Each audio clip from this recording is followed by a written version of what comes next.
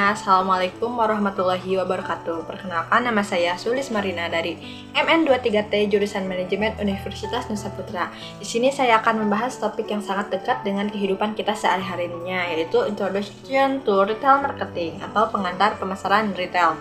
Mungkin tanpa kita sadari, kita selalu berinteraksi dengan dunia retail. Contohnya saat kita membeli baju di toko Uniqlo, kita berbelanja kebutuhan sehari-hari di Indomaret atau Alfamart, atau contoh singkatnya adalah kita check out barang di Shopee. Semua itu adalah bagian dari kegiatan retail. Nah, di video kali ini kita akan membahas apa sih sebenarnya pemasaran retail itu, apa tujuannya, bagaimana strategi yang digunakan sampai tren retail yang sedang berkembang sampai sekarang. Yuk kita mulai. Pertama, kita bahas dulu apa itu retail. Retail atau retailing adalah kegiatan menjual produk atau jasa kepada konsumen akhir untuk digunakan secara pribadi, bukan untuk dijual kembali. Artinya, retail adalah jembatan terakhir antara produsen dengan kita sebagai pembeli.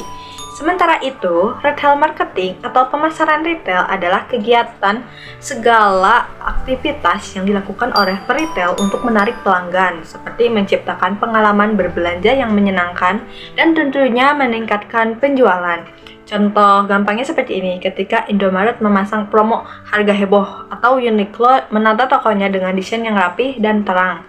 Itu semua untuk membentuk strategi pemasaran retail. Tujuannya adalah supaya pelanggan betah, tertarik, dan akhirnya membeli kembali di toko tersebut. Lalu yang kedua, apa sih tujuan dari pemasaran retail ini?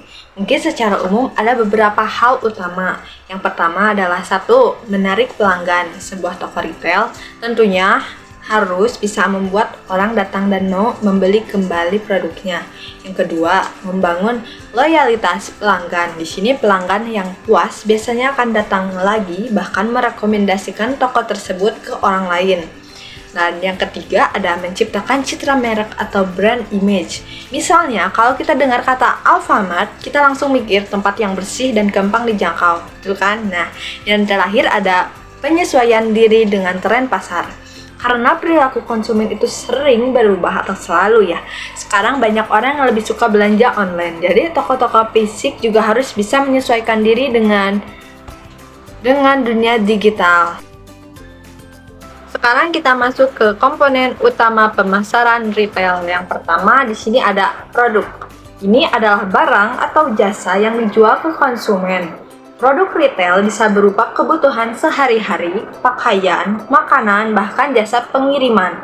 Retail harus paham produk apa yang paling dibutuhkan dan disukai oleh pelanggan. Contohnya minimarket menyediakan barang kecil-kecil tetapi lengkap karena sesuai dengan kebutuhan sehari-hari masyarakat.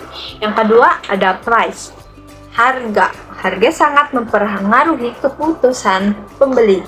Retail sering pakai strategi seperti harga psikologis, yaitu misalnya kayak harga 9.900 agar terlihat lebih murah daripada harga 10.000. Selain itu, mereka juga pakai promo, diskon, atau program building seperti beli 2 gratis 1 untuk menarik minat pelanggan. Yang ketiga, ada place, yaitu tempat. Tempat atau lokasi sangat penting. Sebuah toko yang strategis, misalnya dekat dengan permukiman atau kampus, tentu lebih mudah dijangkau. Makanya, Alfamart atau Indomaret sering kita temui di tempat yang sangat bisa diakses. Dan yang keempat, ada promotion.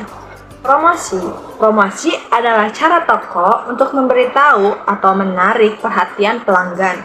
Bentuknya bisa berupa iklan, diskon, program loyalitas, hingga promosi lewat media sosial. Misalnya, Alfamart punya promo khusus kalau belanja pakai e-wallet tertentu, itu bagian dari strategi promosi.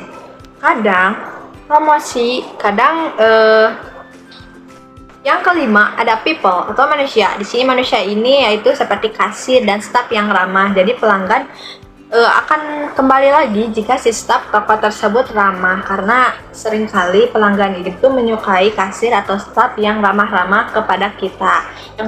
Selanjutnya ada proses, yaitu proses ini adalah proses belanja cepat dan mudah. Misalnya kita belanja yang ditata-tatanya itu rapi dan mudah dijangkau, maka pelanggan akan senang dan kembali lagi.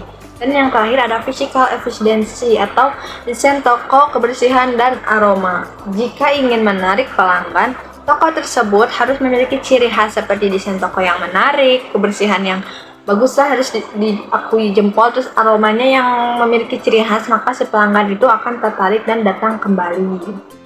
Pembahasan kali ini masuk ke jenis-jenis retail. Kalau dilihat, retail itu ada 3 jenis. Yang pertama itu ada store retailing. Ini retail punya toko fisik, seperti minimarket, butik, dan toko pakaian. Contohnya seperti Alfamart, Indomart, Yomart, Matahari Department Store, Ramayana, dan lainnya yang berbentuk fisik ya, yang ada bangunannya. Dan yang kedua, non-store retailing. Ini retail tanpa toko fisik, yang kita berbelanjanya berbasis online atau katalog. Contohnya seperti Shopee, Tokopedia, Lazada, Facebook Store, kan ada tuh, jadi lewat online. Jadi konsumen bisa berbelanja dari rumah tanpa harus ke tokonya langsung. Dan yang ketiga ada omnichannel retailing. Ini adalah gabungan dan antara toko fisik dan toko online. Ngerti kan? Jadi misalnya kalau kita berbelanja baju di website Uniqlo, kita bisa ngambil barangnya di tokonya langsung. Nah, model ini semakin populer karena lebih efisiensi dan fleksibel. Oke, pembahasan kali ini kita masuk ke tantangan dan tren retail modern. Sekarang kita bahas tentang tantangan dan tren yang sedang berkembang di dunia retail modern. Yang pertama ada persaingan semakin ketat. Banyaknya pilihan toko membuat pelanggan lebih selektif, jadi retail harus terus berinovasi. Dan yang kedua ada perubahan perilaku konsumen. Sekarang banyak orang yang lebih suka belanja lewat smartphone, HP, makanya banyak toko fisik yang akhirnya buka toko online juga. Yang ketiga ada pentingnya pengalaman pelanggan atau customer experience. Toko yang memberikan kenyamanan dan pelayanan ramah biasanya lebih disukai. Contohnya karyawan Uniqlo yang selalu menyapa dan membantu pelanggan dengan sopan. Dan yang terakhir ada perkembangan teknologi. Sekarang banyak toko yang pakai data pelanggan untuk memberikan promo yang lebih personal atau memakai sistem kasir otomatis biar prosesnya lebih cepat. Kita masuk ke studi kasus. Yang pertama ada Alfamart. Di sini Alfamart seringkali memfokuskan lokasi strategis. Jadi si pelanggan itu seringkali ke Alfamart karena memang lokasinya sangat dekat dengan si konsumen. Jadi dia balik lagi karena memang dekat dan strategis. Kemudian ada promo digital. Di sini ada promo digital, ini maksudnya mereka mengiklankan semua promo-promo produknya di sosial media. Dan yang kedua ada Uniqlo. Uniqlo ini memasang strategi yaitu dengan mendesain tokonya senyaman mungkin untuk menarik pelanggannya kembali. Kemudian ada pelayanan yang ramah. Di sini Uniqlo menerapkan pelayanan yang sangat ramah tamah kepada pelanggannya. Jadi si pelanggan itu nyaman dan akan kembali lagi ke toko ini ya. Dan mungkin akan merekomendasikan tempat toko ini ke orang lain. Dan yang terakhir ada Shopee. Di sini Shopee masang strategi promo besar, yaitu promo besar-besaran, terdapat diskon gitu. Terus ada sistem cashback dan gratis ongkir. Karena memang pengirimannya sering berada di luar kota dan si harga ongkos kirimnya itu sering kali mahal, jadi si Shopee ini memasang strategi gratis ongkir untuk menarik pelanggannya kembali. Nah, dari semua pembahasan tadi, kita bisa simpulkan bahwa pemasaran retail adalah strategi yang penting membantu toko menarik pelanggan, membangun loyalitas, dan bersaing di pasar yang semakin modern.